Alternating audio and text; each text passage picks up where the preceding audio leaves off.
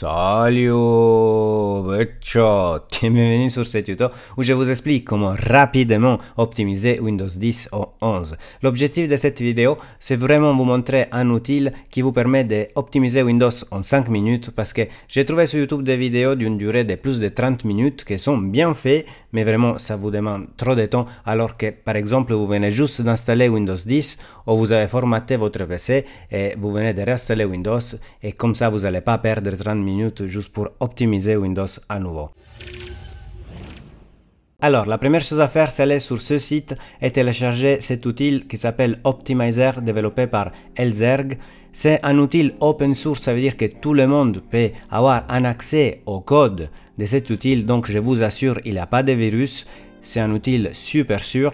Et ça marche avec Windows 10, 11 et très probablement aussi avec Windows 8 et 7, mais je n'ai pas testé. Je peux vous assurer avec Windows 10 ou 11. Donc vous allez sur ce site et vous allez le télécharger. Vous cliquez ici sur le bouton Download et après télécharger. C'est dingue parce que cet outil est aussi en français, il est traduit en plein de langues, donc c'est juste génial. Je viens de retrouver l'outil Optimizer dans mes téléchargements. Faites attention parce que votre antivirus pourrait vous empêcher le téléchargement ou carrément le supprimer parce qu'il pense que c'est un virus quand en fait c'est un outil super sûr. Le code est public et qui n'a rien à cacher, ça veut dire qu'il fait les choses proprement. Je vous assure, vous pouvez bien sûr le télécharger et le lancer comme je viens de faire. Au début, ça va vous demander la langue que vous voulez utiliser, vous choisissez bien le français, sinon vous pouvez toujours aller dans les options et ici vous pouvez choisir la langue de l'outil. Puis ici vous pouvez choisir le thème, moi je choisis le bleu, vous mettez ce que vous voulez comme couleur et activez aussi afficher le menu d'accès rapide pour avoir un peu plus de fonctionnalités. On commence par les modifs universels. Ici, vous regardez, j'ai Windows 10 parce que je suis sur Windows 10. Si vous avez Windows 11, vous avez ici des options spécifiques à Windows 11. Donc, dans le menu universel, on va déjà activer les tweaks de performance. Vous avez tout de suite une explication de ce qu'il fait chaque option. C'est juste génial. Vous laissez votre souris sur l'option et vous avez une explication. Voilà. Collection des paramètres internes de Windows pour optimiser les performances. Ces changements sont totalement sûrs. Réduit le temps d'attente avant de tuer les processeurs non actifs. Diminue le délai d'affichage des menus, etc. Donc ça c'est quelque chose à activer. Désactiver la limitation du réseau, c'est activé. Windows met en œuvre un mécanisme de limitation du réseau qui restreint le trafic réseau lors de l'exécution d'applications multimédia. Donc ça permet de booster les performances d'internet. Désactiver Smart Screen, on va pas le faire. Smart Screen analyse automatiquement les fichiers, les téléchargements et les sites web en bloquant le contenu dangereux. Donc c'est quelque chose de positif, on va pas le désactiver. Désactiver la restauration du système non plus. Désactiver les rapports d'erreur, on va le faire parce que comme ça évite d'envoyer des rapports d'erreur à Microsoft. Et surtout ces rapports d'erreur se cumulent sur notre espace disque dur ou SSD. Désactiver les tâches de télémétrie, oui, parce qu'on ne va pas envoyer des informations à Microsoft. Voilà. Désactiver l'assistant de compatibilité, on va le laisser tel quel parce que ça détecte des problèmes de compatibilité avec des programmes plus anciens. Après, on va désactiver la télémétrie d'Office, Visual Studio, Firefox et Google Chrome. Vous pouvez décider d'activer la télémétrie pour ces logiciels pour aider les développeurs à résoudre des bugs ou, par exemple, pour Google Chrome ou Firefox, éviter d'avoir des vulnérabilités quand vous êtes en train de naviguer sur le web. C'est à vous de décider, mais c'est vraiment déconseillé si vous utilisez un forfait 4G parce que vous envoyez des données aux développeurs et surtout vous allez envoyer des informations personnelles de votre PC. Donc personnellement, j'ai décidé de désactiver la télémétrie. Puis je ne vais pas désactiver le service d'impression parce que j'ai une imprimante. Je vais désactiver le service de fax parce que je n'ai pas de fax. Je vais désactiver le partage du lecteur multimédia parce que je ne partage pas de fichiers médias en local entre mes ordi. Désactiver les touches rémanentes, une fonctionnalité d'activité pour aider les utilisateurs de Windows Front Handicap. Je peux désactiver parce que je n'ai pas ce type de problème. Je vais désactiver l'on groupe parce que je ne partage pas de fichiers en local entre mes ordinateurs avec un câble réseau. Ça dépend toujours de vos besoins et de votre cas, donc vérifiez bien que vous n'avez pas besoin de l'home group de Windows. Puis je ne vais pas désactiver le Superfetch. Alors, si vous avez un problème de performance, vous pouvez le désactiver. Surtout si vous avez installé Windows sur un disque dur. Si vous avez installé Windows sur un SSD, vous n'avez pas besoin de le désactiver parce que ça permet de précharger les applications plus utilisées dans la RAM. Donc, ça permet de speeder certaines applications que vous utilisez le plus souvent, surtout au chargement. Donc, je ne vais pas le désactiver personnellement. Puis, on va sur les applications, en particulier dans mon cas sur Windows 10. L'écran, ça va être légèrement différent pour Windows 11 parce que vous avez un peu plus de fonctionnalités, sinon certaines fonctionnalités sont en commun. Alors, désactiver l'historique d'accès rapide, c'est vous de choisir, moi je préfère la garder. Désactiver les publicités du menu démarrer, bien sûr.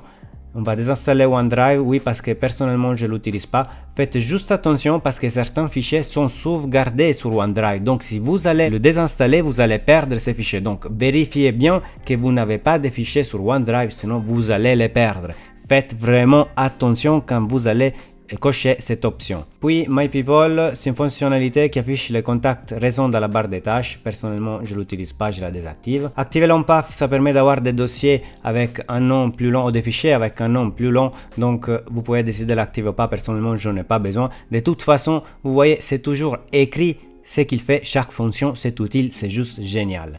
Alors, désactiver Windows Sync, oui, parce que j'utilise pas de stylo et une tablette. Et la vérification orthographique, je vais la laisser activer. Je vais désactiver Xbox Live parce que je l'utilise pas. Sur désactiver le contrôle TPM 2.0, ça permet la mise à nouveau vers Windows 11 sur le PC Windows 10 qui normalement n'ont pas la possibilité d'avoir cette mise à nouveau. Mais je vous déconseille de cocher cette option et de faire la mise à nouveau si vous n'avez pas une puce TPM parce que beaucoup de fonctionnalités dans Windows 11 demandent une puce TPM. Donc je ne vais pas l'activer dans mon cas, je ferai la mise à jour Windows 11 quand je vais changer de carte mère et j'achète une carte mère avec une puce TPM. Désactiver les mises à jour des fonctionnalités, je préfère le garder activé parce que je vais même les toutes dernières mises à jour de Windows 10. Activer le mode jeu, je suis un gamer donc je vais l'activer. Si vous n'êtes pas des gamers, vous n'avez pas besoin d'activer cette option. Encore une fois, je préfère le répéter, vous ne devez pas faire exactement ce que je fais, vous devez activer les options selon vos besoins. Je le répète parce que ce que je fais, c'est adapté à mon ordi et c'est pas forcément adapté à votre ordi. Après, désactiver les mises à jour automatiques, je vais le cocher. À quoi sert? En gros, Windows 10 ne va pas automatiquement installer les mises à jour, mais il va vous donner une notification, il écrit une notification émise lorsque de nouvelles mises à jour sont disponibles. Donc, la mise à jour n'est pas automatique, c'est à vous de la faire manuellement. Juste rappelez-vous de faire les mises à jour parce que si vous ne le faites pas, Windows ne va pas le faire pour vous. Voilà à quoi sert cette option. Exclure les pilotes des mises à jour, c'est utile si par exemple Windows installe en continuaison des pilotes que vous ne voulez pas que Windows installe pour vous. Donc dans mon cas je n'ai pas besoin, mais vous pouvez cocher cette option si vous avez ce type de problème. Désactiver les services de télémétrie, bien sûr. Améliorer la confidentialité, bien sûr. Ça permet de ne pas envoyer certaines informations privées à Microsoft. Cloud Clipboard. Partage les données du presse-papier entre vos appareils. Personnellement, je ne l'utilise pas, donc je vais le désactiver. Je vais désactiver Cortana parce que je ne l'utilise jamais pour lui demander des trucs. Les services du capteur s'écrit sont les fonctionnalités comme l'autorotation, autoluminosité, utiles uniquement pour les tablettes ou l'appareil avec un écran tactile. Je n'ai pas une tablette en écran tactile, je vais le désactiver. Le Cast to Device permet de partager par exemple un film sur votre télé. Personnellement, je n'ai pas cette option activée, donc je peux la désactiver. À vous de voir, je vous répète, à vous de voir si vous partagez des films immédiatement avec du Miracast de votre PC vers votre télé. La Game Bar, personnellement, je ne l'utilise pas. C'est un menu d'accès rapide au service de jeux Xbox, donc je la désactive. Le service Insider permet de tester les dernières fonctionnalités avant qu'elles ne soient diffusées au public. Personnellement, je l'ai désactivé parce que je vais juste les mises à jour sur des Windows 10 ou 11 selon lequel vous utilisez. Et si vous activez le mélangeur de volume classique, c'est drôle, regardez si là je fais ça, j'ai celui-là de Windows 10, si j'active ça, je vais avoir celui-là classique qu'on avait avant et ça vous permet d'accéder tout de suite au mélangeur. Personnellement, je me suis habitué à celui-là, donc je vais garder celui-là, mais le classique c'est assez pratique. Et on a terminé les gars, on a terminé l'optimisation. Les autres onglets c'est pour avoir une optimisation un peu plus profonde, mais de base le tuto est terminé. Pour complétude aussi l'onglet Windows 11 où on retrouve exactement les mêmes options de Windows 10, plus des options qui changent plutôt l'esthétique de Windows 11 et en particulier ces trois-là qui permettent un peu d'améliorer les performances en désactivant le chat, les widgets et le Snap Assist. Alors je vous montre à quoi servent les autres onglets. Par exemple, ici dans Applications UWP, on retrouve une liste d'applications qu'on peut supprimer, mais faites attention parce qu'il y a des applications qu'on peut supprimer, par exemple Microsoft.Bing, Finance, News, Weather, que c'est la météo, ça on n'a pas besoin. Après, il y a des applications que je vous déconseille de supprimer, comme Paint. Ici, on retrouve le panneau de configuration de Nvidia. ou les pilotes audio Realtek. Voilà, il y a des choses qu'il ne faut pas du tout supprimer. Donc si vous ne savez pas ce que vous êtes en train de faire, évitez de supprimer les applications. Mais si vous le savez, vous pouvez bien sûr bien plus optimiser Windows en supprimant des applications qui ne vous intéressent pas, comme Microsoft People par exemple, en cliquant sur désinstaller. Puis dans démarrage, vous pouvez supprimer des applications qui se lancent au démarrage. Vous pouvez dire Pika, mais ça change quoi par rapport à aller dans le gestionnaire des tâches et désactiver les applications qui sont présentes ici. Alors à la base, je vous déconseille d'utiliser ça et de supprimer carrément la possibilité de lancer des applications au démarrage. Utilisez plutôt le menu du Task Manager pour désactiver les applications. Il y a par contre une différence parce que ici on retrouve aussi des applications qu'on ne retrouve pas dans ce menu. Par exemple, Faceit, que je l'utilise des fois quand je joue à CSGO, il n'est pas présent ici. Alors je le vois pas, il se lance automatiquement au démarrage de Windows et je le sais pas. Donc par exemple, celui-là, j'ai bien l'intérêt à le supprimer d'ici parce que j'ai pas du tout envie qu'il se lance au démarrage. Je vais supprimer, hop, il est supprimé et il va plus se lancer au démarrage. C'est juste un exemple, vous pouvez avoir d'autres applications qui sont cachées et que vous ne voyez pas et qui se lancent au démarrage, et c'est pour ça que je trouve très intéressant d'utiliser cet onglet pour les supprimer.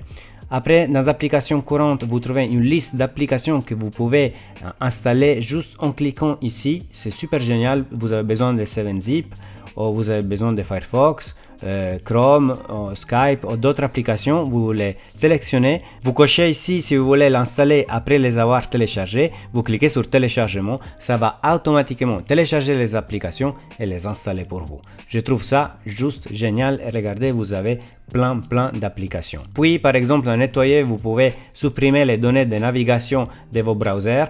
Voilà, ou sinon les fichiers temporaires de Windows ou des fichiers qui ne servent pas à grand chose, vous allez cocher ici. Vous allez faire analyser, il va analyser, et par exemple là, si je vais supprimer, je vais libérer 100 mégas, que c'est pas grand chose pour moi, mais vous pouvez chercher dans vos PC et trouver beaucoup plus de fichiers à supprimer. Dans Pinger, ça sert pour par exemple tester votre connexion. Voilà, là je vais pinguer google.fr, pardon, .it. Il faut cliquer sur ping.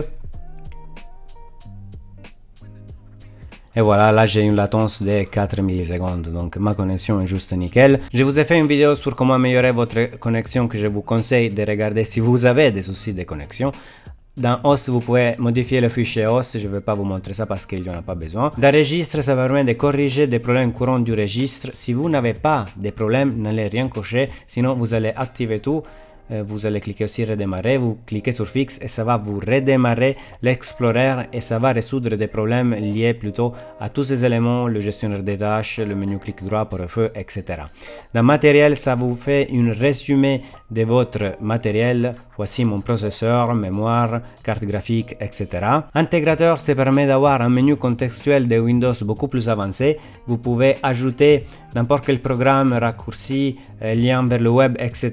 Sinon, il y a des menus déjà prêts comme celui-là des outils de système que je vous conseille d'activer. Après, vous faites un clic droit et vous avez ici System Tool. Dans le panneau de configuration, vous trouvez les paramètres, le disque Lina pour pouvoir nettoyer votre disque dur au SSD, l'éditeur de registres, voilà, vous avez tous les outils de système. C'est super génial parce que comme je vous ai dit, ici vous pouvez ajouter n'importe quel programme, lien vers le web, il est tout écrit ici. Pour faire cela, vous devez cliquer ici sur ajouter et c'est là que vous allez ajouter un programme, un lien, un fichier, etc. C'est trop génial et utile, c'est Optimizer de Windows. Et enfin, les options comme je vous ai montré tout à l'heure pour pouvoir par exemple mettre à jour l'application, changer la langue et changer le thème de cette application. Si vous allez le fermer, il ne va pas vraiment se fermer, il sera ici dans la barre de tâches, vous le voyez ici. Pour le fermer, il faut vraiment quitter. Alors, j'ai encore deux choses à vous dire.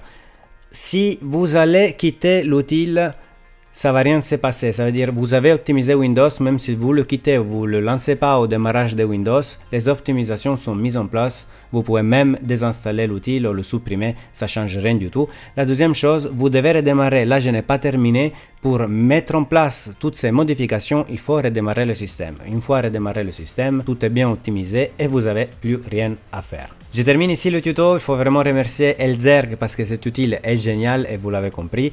Et j'espère qu'il sera maintenu aussi pour les prochains Windows 12, 13, etc. Écrivez dans les commentaires si vous avez des questions, mettez un like au passage et abonnez-vous pour ne pas rater mes prochaines vidéos. À la prochaine con Pika, ciao!